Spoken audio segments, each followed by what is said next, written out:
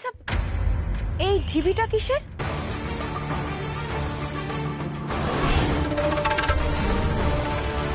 ওইটাই বা কি?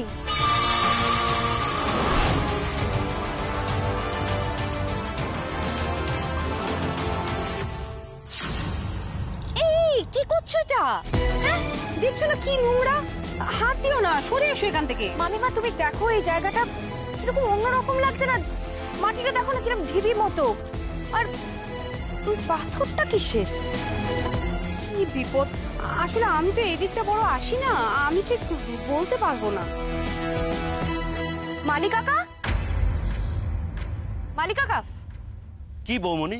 বলছি এখানে কি তুমি কিছু করেছো? না বৌমনি, এদিকটা তো বাড়ির পেছন দিক, তাই এখানে কোনো গাছ লাগানো হয় না।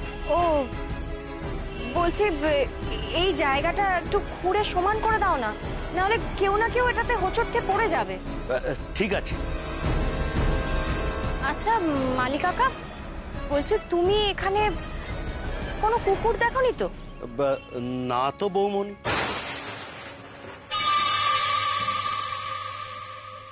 এই হলো তো বিশ্বাস, এবার চলো দেখি, চলো। হ্যাঁ কি আর করা যাবে বলো। হ্যাঁ আপনারা যান বৌমনি, আমি এই জায়গাটা ঠিক করে দিচ্ছি। ঠিক আছে চলো। কদিন ধরে যা ভুলভাল ভাবছি আমি, আজ একটা প্ল্যান করেছি নিজেকে বিজি রাখার। তা কি প্ল্যান শুনি? প্ল্যানটা হচ্ছে আসলে কি বলতো, মহুয়ার কালকে মুডটা অফ ছিল তো, ওই জন্য আজকে ওকে আমি কিচেনে ঢুকতেই দেব না, যা করার আমিই করব। সে কি যা করা তুমি করবে? তো লক্ষ্মী মেয়ে, ওটা ফেলো, এবার চলো। ও চলো চলো।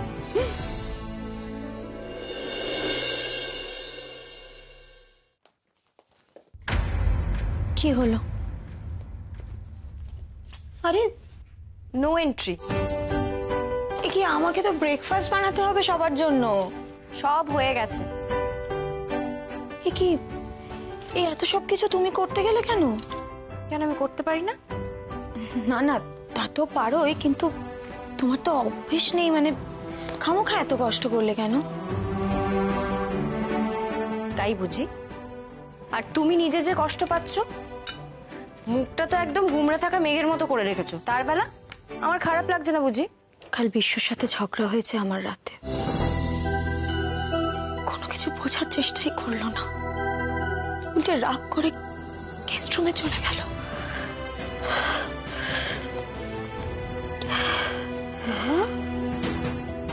তুমি প্লিজ এরকম কষ্ট পেও না, দেখো। আচ্ছা ঠিক আছে, আমরা সবাই মিলে বোঝাবো ওকে, ও ঠিক বুঝবে। কোনো লাভ নেই অনামিকা,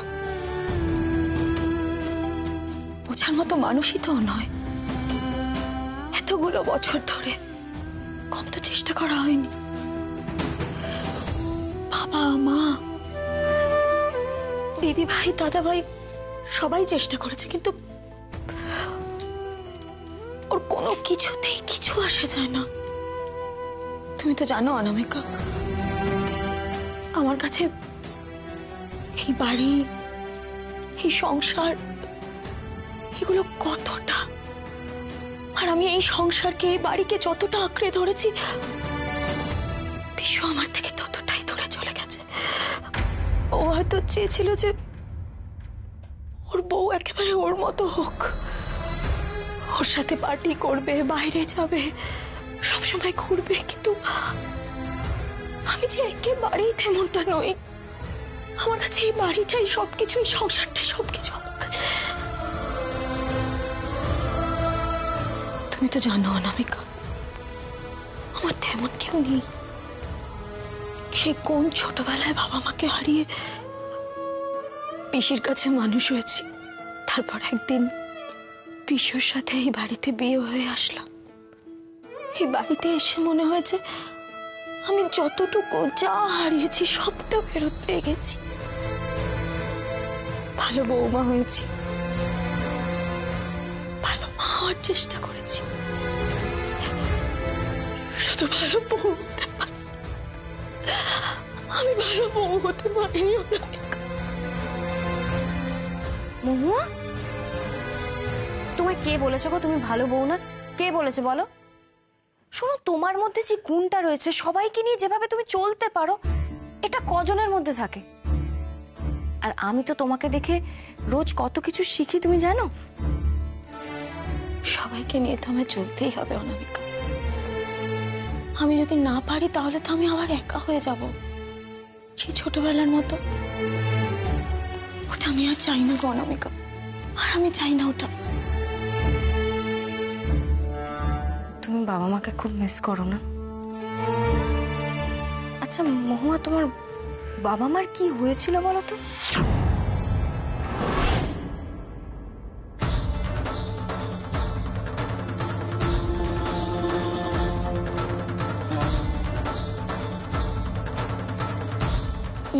না, তেমন কিছুই হয়নি। মানে মহুয়া এমন করছে কেন, যেন কিছু লুকিয়ে যাচ্ছে। আচ্ছা ঠিক আছে, অনেক কান্নাকাটি হয়েছে, এদিকে এসো। তুমি আর কাঁদবে না, তুমি কাঁদলে কিন্তু এবার আমিও কেঁদে ফেলবো। আর তুমি জানো তো, আমি কাঁদতে শুরু করলে কিন্তু আর থামি না। না, এবার হাতে হাতে করো। হ্যাঁ, আমাকে একটা কলা ছাড়িয়ে দাও। আচ্ছা এবার না আমরা তাহলে ব্রেকফাস্টটা সার্ভ করে দেবো। আর এখানে ব্রেকফাস্ট সবার খাওয়া হয়ে গেলে বৈশালী বৌদির ঘরে যাব, ওখানে গিয়ে বৈশালী বৌদিকে আমি ব্রেকফাস্টটা খাইয়ে দেবো। আর মন খারাপ নয়।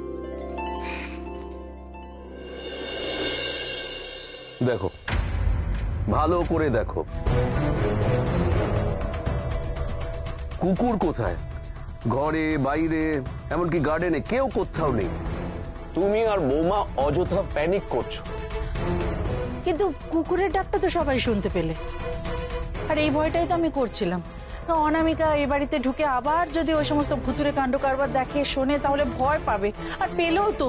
আর ভয় পাওয়াটাই তো স্বাভাবিক, তাই না? শুনো, তোমরা না অযথাই একটু বেশি ভাবছো। কারো কি খেয়ে দিয়ে কাজ নেই যে অকারণে এসে তোমাদেরকে ভয় দেখাবে? যত ভাববে না তত কিন্তু তোমাদের মাথা খারাপ হবে। বাবা, মা, আমার একটা কথা ছিল। সূর্য শোনো, এখন অফিস, বিজনেস এসব নিয়ে কথা বলার মুড নেই। তোমার সাথে আমরা পরে কথা বলছি। ও, আসলে আমার মাথায় একটা আইডিয়া এসেছিল, তাই আমি ভাবলাম এখনই যদি ওটা বলে দিই। ঠিক আছে, তোমরা যখন ব্যস্ত আছো আমি পরে কথা বলবো। দাঁড়াও সূর্য, বলো কি বলছিলে? বলছিলাম যে জিসি দত্ত অ্যান্ড সন্সের অ্যানিভার্সারি আসছে। আমি ভাবছিলাম ওই দিনটাই যদি আমাদের কোম্পানির নাম আনুষ্ঠানিকভাবে চেঞ্জ করে দস্তিদার অ্যান্ড সন্স রাখা যায় তাহলে কেমন হয়? মানে তোমরা কি বলো? বাহ, ভালো তো, করো। দেখো, তোমার আইডিয়াটা খুবই ভালো, নিঃসন্দেহে ভালো, কিন্তু এখন তো বিক্রম নেই। এই সময় ওর অনুপস্থিতিতে সিদ্ধান্ত নেওয়াটা কি ঠিক হবে? বিক্রমের সঙ্গে আমার আগেও কথা হয়েছিল, ও কিন্তু এটা চায় যে নামটা চেঞ্জ হোক as soon as possible. Vikram থাকলেও আমার মনে হয় এটাই করতো। আমার বারবার মনে হচ্ছে ওই দিনটাই বেস্ট নামটা চেঞ্জ করার জন্য। এবার তোমরা বলো। কি বলবো, আমরা খুব খুশি। তুমি তোমার ভাইয়ের কথায় গুরুত্ব দিয়েছো, সত্যি বলছি, খুব খুশি। Very good. আমারও পারমিশন আছে। যাও যাও যাও, কাজ শুরু করে দাও, যাও। থ্যাংক ইউ বাবা, থ্যাংক ইউ মা, থ্যাংক ইউ, থ্যাংক ইউ।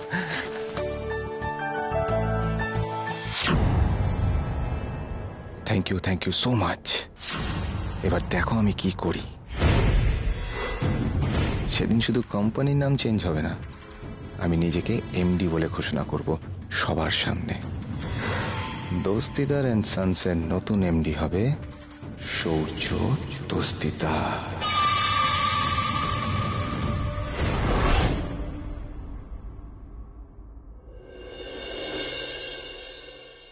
আজকে কি হয়েছে জানো? আমি তো বাগানে হাঁটতে গেছিলাম। বাগানে হাঁটতে হাঁটতে হাঁটতে হাঁটতে হঠাৎ ধূপ করে পড়ে যাচ্ছিলাম। তারপর কি যে কাণ্ড আমি করেছি তোমায় কি বলবো। টাপা টাপা। তারপর আবার কি, আজ কিচেনে ঢুকে রান্না করতে চাইছে। আজ কিন্তু একটা কাণ্ড হবে, আমি বলে দিলাম। মহুয়া, হ্যাঁ, তুই রান্না করবি আজকে? আমিও করবো তোর সাথে রান্না। ওকে নিয়ে চল না রে, আমার ভাল লাগে না এই ঘরটার মধ্যে সারাক্ষণ চারদিকে চারটি দেয়াল দেখছি। কার ভাল লাগে তুই বলতো? আমাকে নিয়ে চল না রে। বর্দি ভাই, জানো তো আজ তো কিচেনে আমাকেও ঢুকতে দিচ্ছে না। আমরা বরং অন্য একদিন যাব। হ্যাঁ,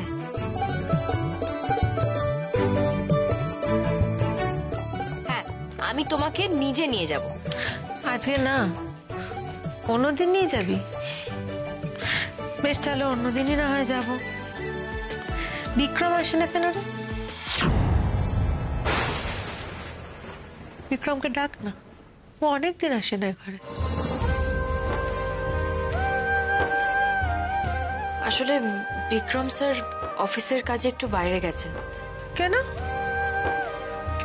ও গেল কেন? তোকে এভাবে ফেলে চলে গেল কেন?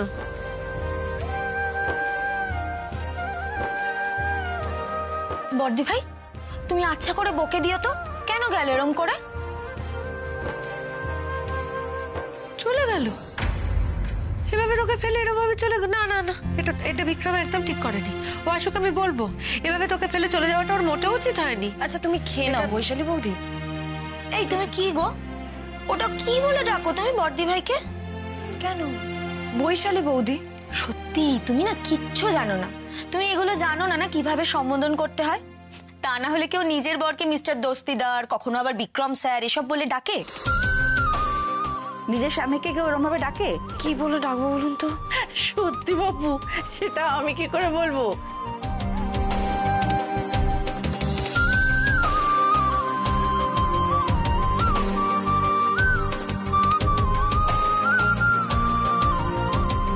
বিক্রম, বিক্রম দা।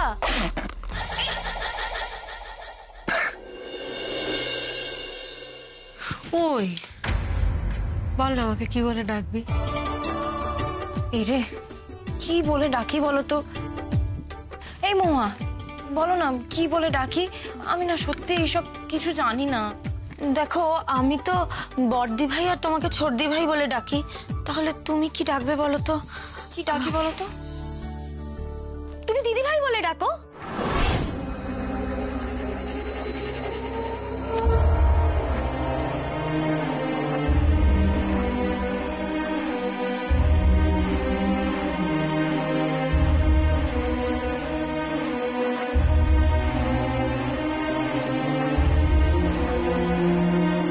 দিদি ভাই।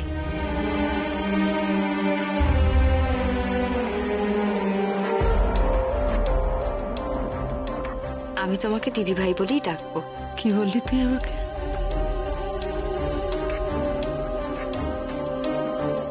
দিদি ভাই। আমি কি ভুল কিছু বললাম?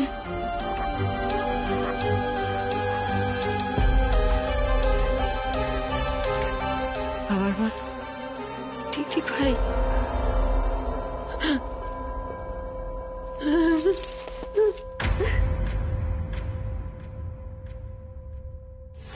দিদি ভাই বললি তুই আমাকে? দিদি ভাই বললি? কি হলো বলো তো? আমিও কিছু বুঝতে পারছি না। বর্দি ভাইকে তো এভাবে কাঁদতে কখনো দেখিনি। কি হয়েছে তোমার? তুমি কাঁদছো কেন? আমি কি কিছু ভুল বলেছি? তুমি আমার উপর রাগ করেছো না? আমি আর কোনোদিনও দিদি ভাই না না না না না, তুই দিদি ভাই বললিস রে আমাকে, তুই দিদি ভাই বললিস। তুই অবশ্যই আমাকে দিদি ভাই বলেই ডাকবি। তুইও ডাকবি দিদি ভাই আমাকে? হ্যাঁ, তুইও দিদি ভাই ডাকিস আমাকে। হ্যাঁ, তোরা দুজনে আমাকে দিদি ভাই ডাকিস। হ্যাঁ, তুই শুনলি? তুই শুনলি আমাকে দিদি ভাই বললো? ওরা দুজনে আমাকে দিদি ভাই বললো, আমাকে দিদি ভাই বললো। এই ডাকটা শুনে এরকম কেন করলো সেটাই তো বুঝলাম না।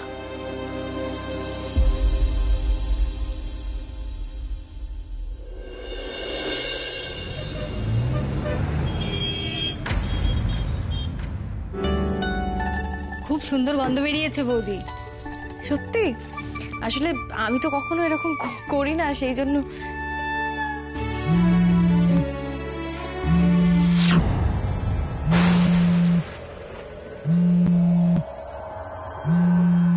করব, এখন তো কাজ করছি।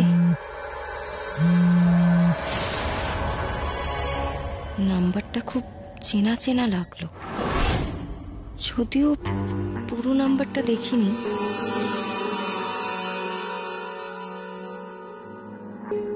রায়চৌধুরী বাড়ির ম্যাডাম ফোন কেন করেছে? বৌদি জানতে পারলে আমার কপালে দুঃখ আছে। তোমরা এসো এসো, কেউ কিছু বলো ছর্দি ভাইকে? দেখো, সকালে ব্রেকফাস্ট বানাচ্ছিল ঠিক ছিল, এখন আমাকে বারবার কিচেন থেকে বের করে দিচ্ছে। আরে আমি সারাটা দিন করবোটা কি? আর তো কিছু বলে লাভ নেই, সব রান্না তো হয়ে গেছে।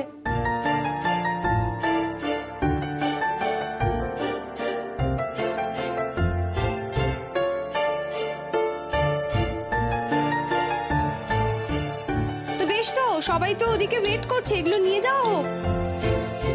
তুমি আমার কাজটা নিয়ে নিলে। তোমার রাজত্ব তোমারই থাকবে, আমি শুধু ওই একদিনের জন্য রাধুনী হয়ে হামলা করেছি। আচ্ছা বলছি যে তোমরা খাবারগুলো একটু হাতে হাতে ডাইনিং টেবিল অব্দি নিয়ে যাবে, আমার একটা ছোট্ট কাজ আছে, আমি করেই আসছি। হ্যাঁ, আরে শোনো, কি কাজ তোমার বলবে তো? আরে বাবা আসছি আসছি। আচ্ছা শোনো না, তো খাবারগুলো নিয়ে যাওয়াই তো ভালো, চলো।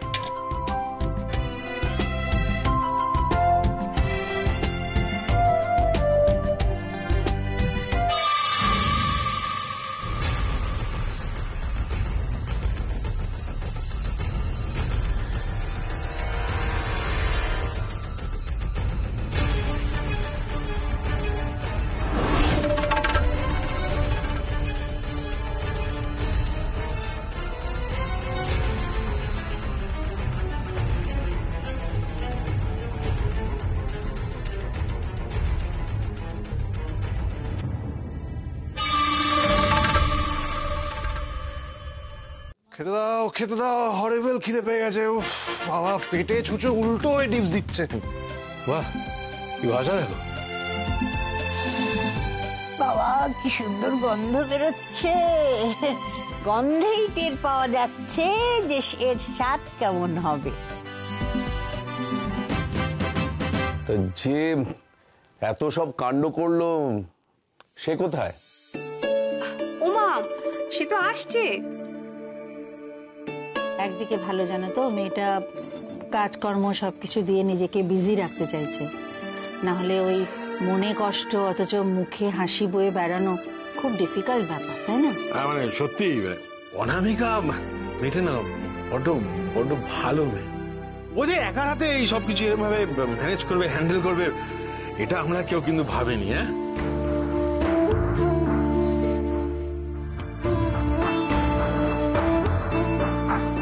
এই দেখো কাকে নিয়ে এসেছি।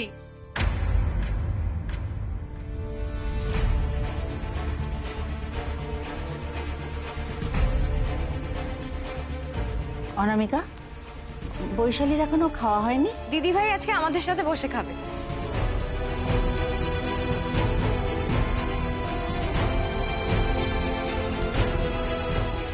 এখানে বসো।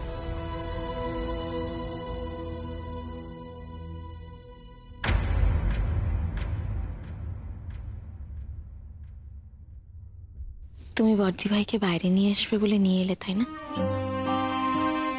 আমি একা খাই আজ?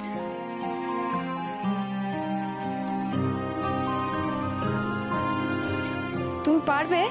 হ্যাঁ পারবো পারবো। অনামিকা, আমি সত্যি ভাবতে পারিনি জানো যে এইরকম একটা দিন আমি আবার দেখতে পাবো। ভাবতে পারিনি।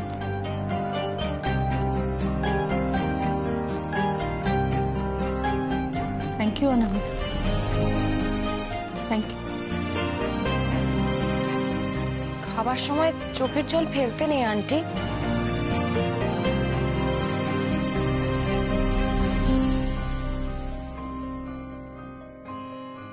ও সবাই মিলে এক টেবিলে বসে একসঙ্গে খাবার খেলে পরিবারটাকে বেশ সুখী পরিবার বলে মনে হয়, তাই না? ঠিক বলেছ। বলছি মহুয়া, অনামিকা, তোমরাও এবার বসে যাও না। না না, আপনাদের খাওয়া হোক না, তারপরে আমরা বসবো। বৌমনি, বৌমনি, বৌমনি। আরে দাঁড়ান, আপনি এখানে কি করছেন? কি কাজ আছে আপনার এখানে? আমার বৌমনির সঙ্গে কিছু কথা আছে। কি হয়েছে মানিক কাকা?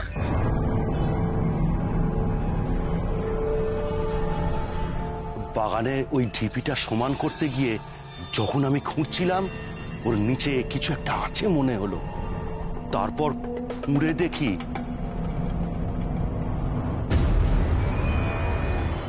বলো মালিক কাকা, কি দেখলে খুঁড়ে? নিচে একটা কুকুরের কঙ্কাল।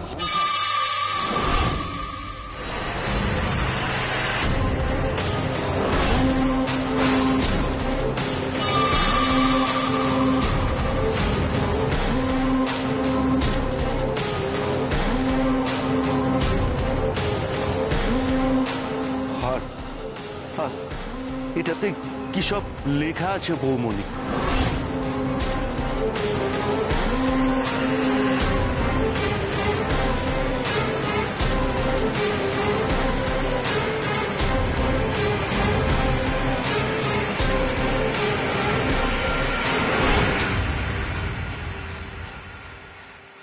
রকি, এই নামটা তো আমি আগেও শুনেছি। রকি!